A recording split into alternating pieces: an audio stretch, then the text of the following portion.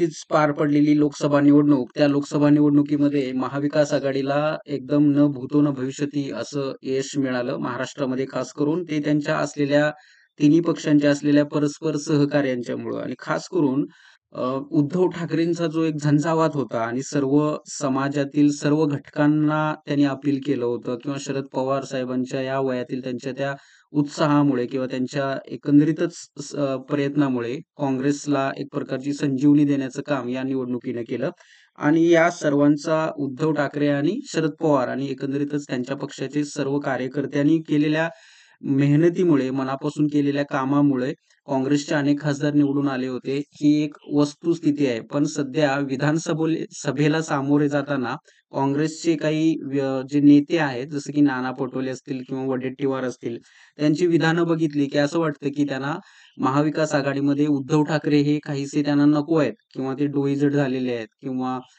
एकंदरीतच त्या एकाकी असे आहेत महाविकास आघाडीमध्ये अशी एक भावना सध्या सर्वसामान्य शिवसैनिकामध्ये आहे. त्याची उद्धव ठाकरेंना दुखावण्याचे जे उद्योग आहेत, त्याचा आपण या व्हिडिओमध्ये परामर्श घेऊया.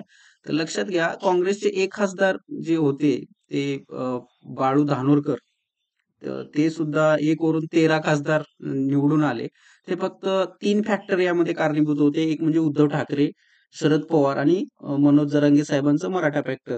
या तिन्ही फॅक्टरनी या 3 फॅक्टरमुळेच भाजप किंवा महायुती असतील त्यांना त्यांच्या विरोधात मतदान झालं आणि त्याचा एकंदरीत फायदा हा आपल्या महाविकास आघाडीचे उमेदवार लढण्यामध्ये झाला.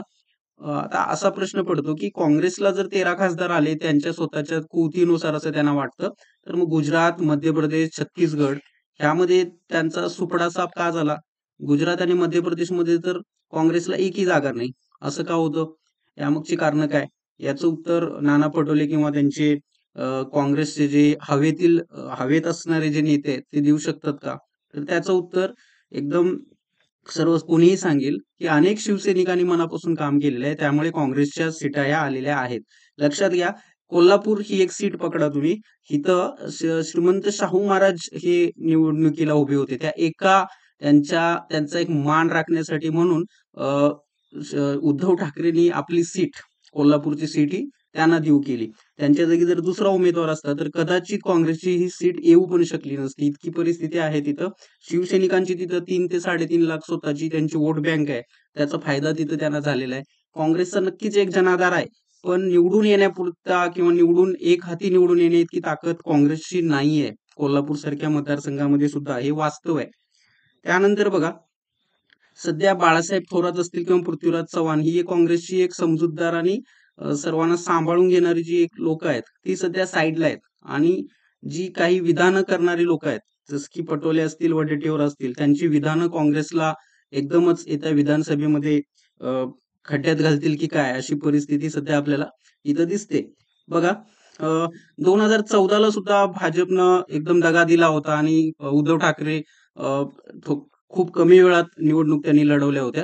तर यातल्या काही जागा ज्या आहेत बघा, की उद्धव ठाकरेंच्या जागा कुठं कुठं गेल्या होत्या. पहिली गोष्ट म्हणजे त्यांची एकच चूक होती, ती म्हणजे सांगलीतील सीट जी होती विशाल पाटलांना द्यायला पाहिजे होती ती त्यांनी जयंत पाटलांच्या भरोश्यावरती घेतली.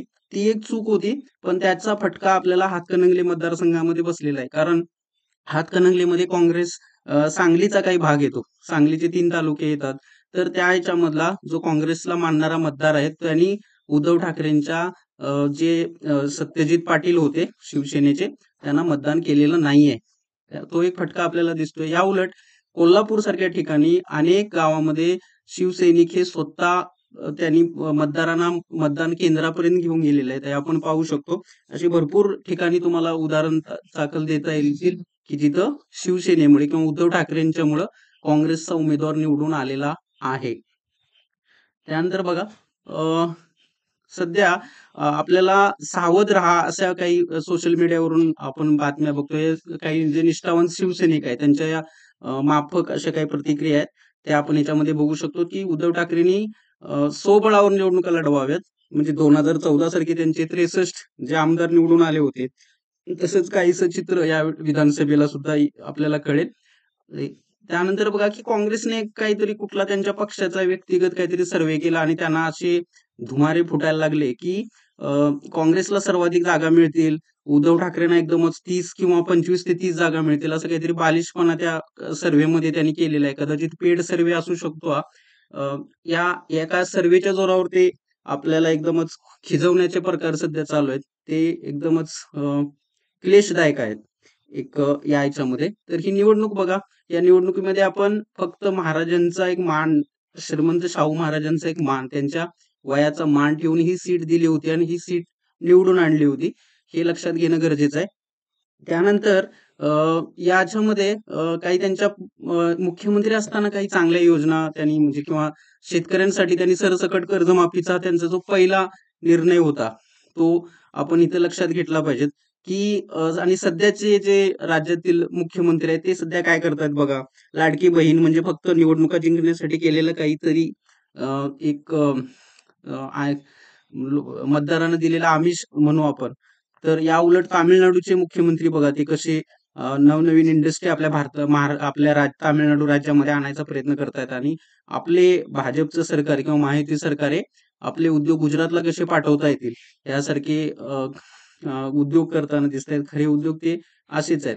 त्यानंतर अनेक शिवसैनिकांचा समाज माध्यमावरती हा एक आपण प्रतिक्रिया बघू शकतो की ते कसे याच्यामध्ये देतात. कोरोनामध्ये त्यांनी कसं महाराष्ट्राला सांभाळलं हे पण आपण बघू शकतोय.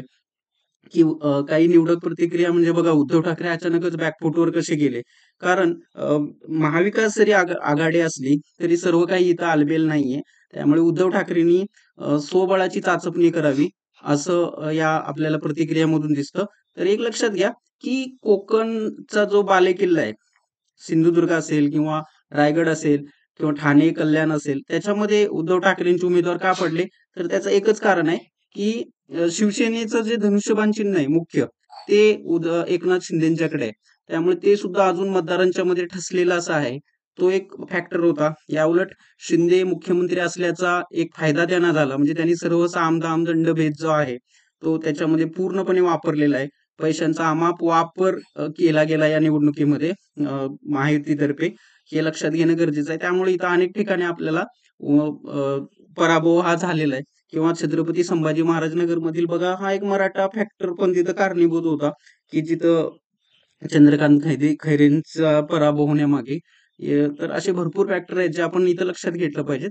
आणि शिवसेनेनं उद्धव ठाकरेंनी स्वबळावर निवडणूक लढवण्याची जरी घोषणा केली तरी तो सुद्धा निर्णय त्यांच्या आपल्या पथ्यावरच पडेल असं सर्वसामान्य शिवसैनिकांना या व्हिडिओ सध्याच्या आपल्याला एक दिसून येतं की अशा पद्धतीनं त्यांची भावना आहे. कारण मुंबईमध्ये 36 पैकी कमीत कमी 17 ते 18 ठिकाणी उद्धव ठाकरेंचा उमेदवार निवडून येऊ शकतात अशी सध्याची पोषक वातावरण आणि एक समंजसपणा ज्याला म्हणतात किंवा सहानुभूतीची जरी लाट आता कमी झाली असं आपण समजलं तरी पण जी एक सोज्वळ अशी जी प्रतिमा त्यांची आहे तीच त्यांना अनेक ठिकाणी किंवा त्यांना विजयापर्यंत घेऊन जाऊ शकतात.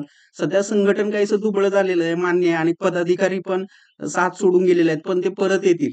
पदाधिकारी किंवा ते जे शिवसेनेचं एक संघटन आहे ते परत एकजीव होईल असा एक विश्वास आपण इथं व्यक्त केला पाहिजे. आणि उद्धव ठाकरेंच्या पाठीशी सर्वसामान्य शिवसैनिक ठामपणे आहे हा विश्वास आपण या माध्यमातून संपूर्ण महाराष्ट्राला आणि त्यांच्या नेतृत्वाची गरज महाराष्ट्राला आहे हे आपण या व्हिडिओमधून किंवा या सध्याच्या महाराष्ट्राला एक सर्वसामान्य जनतेमध्ये ही भावना आहे की उद्धव ठाकरे परत मुख्यमंत्री व्हावेत. त्यांची छत्रछाया आपल्या महाराष्ट्राला मिळावी आणि एक महाराष्ट्राचा उत्कर्ष व्हावा, विकास व्हावा इतकीच एक प्रार्थना आपण करू शकतो. जय महाराष्ट्र. थँक्यू.